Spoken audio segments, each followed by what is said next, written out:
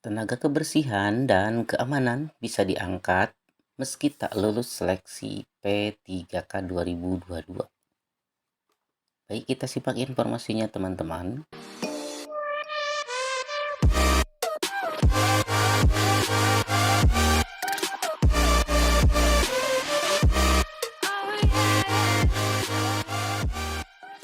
Bagi peserta seleksi PPPK atau P3K 2022 yang tak lulus, masih berkesempatan diangkat jadi tenaga di pemerintahan seperti tenaga kebersihan dan keamanan hingga sopir masih bisa diangkat meski tak lulus seleksi P3K 2022. Untuk diketahui, penerimaan calon pegawai negeri sipil CPNS dan pegawai pemerintahan dengan perjanjian kerja atau P3K 2022 akan dibuka pada tahun 2022 ini. Pada penerimaan CPNS dan P3K 2022, pengangkatan honorer menjadi ASN akan menjadi salah satu yang menjadi prioritas. Apalagi pemerintah telah memutuskan akan menghapus tenaga honorer pada tahun 2023 mendatang. Baik teman-teman sekalian, sebagaimana kita ketahui bahwa tugas honorer nantinya akan digantikan dengan outsourcing atau tenaga alih daya sesuai dengan kebutuhan instansi daerah. Namun, tak semua honorer bakal langsung diangkat menjadi CPNS dan P3K. Pengangkatan honorer menjadi CPNS dan P3K tertuang dalam Surat Edaran Menteri PAN-RB nomor B1511 tahun 2022 tertanggal 22 Juli 2022. Baik teman-teman di seluruh tanah air, PLT Kepala Biro Hukum, Komunikasi dan Informasi Publik Kementerian PAN-RB Muhammad Aferus mengatakan hal ini sesuai surat edaran yang ditandatangani PLT Menteri PAN-RB Muhammad Mahfud MD. Dalam surat edaran meminta para pejabat pembina kepegawaian atau PPK pusat dan daerah melakukan pendataan tenaga honorer di instansi masing-masing. Selanjutnya meminta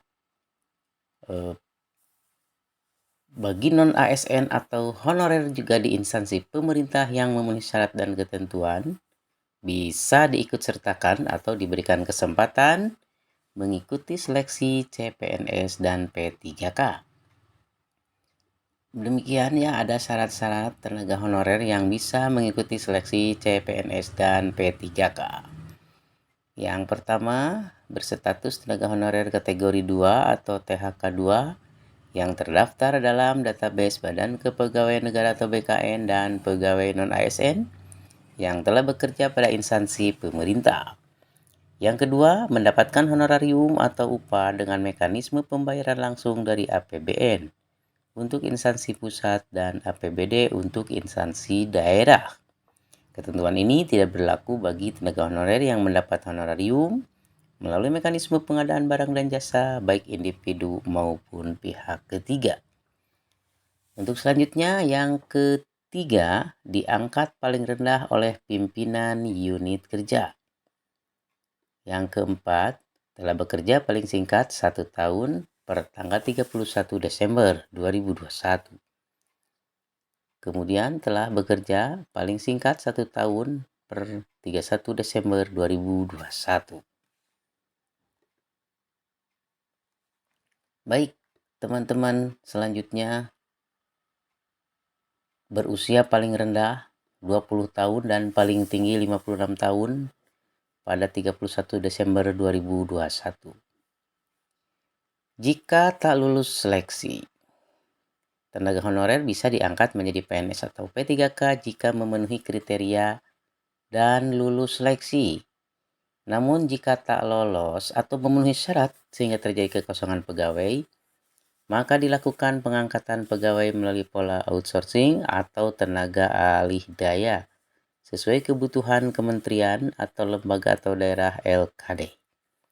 Jadi PPK pada KLD tetap bisa memperkerjakan outsourcing sesuai kebutuhannya, bukan dihapus serta-merta.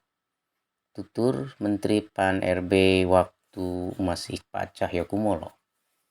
Beliau pun menambahkan instansi pemerintah yang membutuhkan tenaga lain seperti pengemudi, tenaga kebersihan, dan satuan pengamanan atau satpam juga dapat dilakukan melalui outsourcing oleh pihak ketiga. Berikut rincian formasi untuk rencana pengadaan CPNS dan PPK 2022. PPK Pusat, guru 45.000 orang. Dosen Kemendikbud atau Kemenag 20.000 orang. Selanjutnya, dokter atau tenaga kesehatan Kemenkes 3.000 orang. Jabatan teknis lainnya 25.554 orang. Kemudian P3K daerah, guru 758.018 orang, fungsional selain guru 184.239 orang, CPNS sekolah kedinasan 8.941 orang. Untuk Papua dan Papua Barat formasi 2021 CPNS dan P3K 41.376 orang.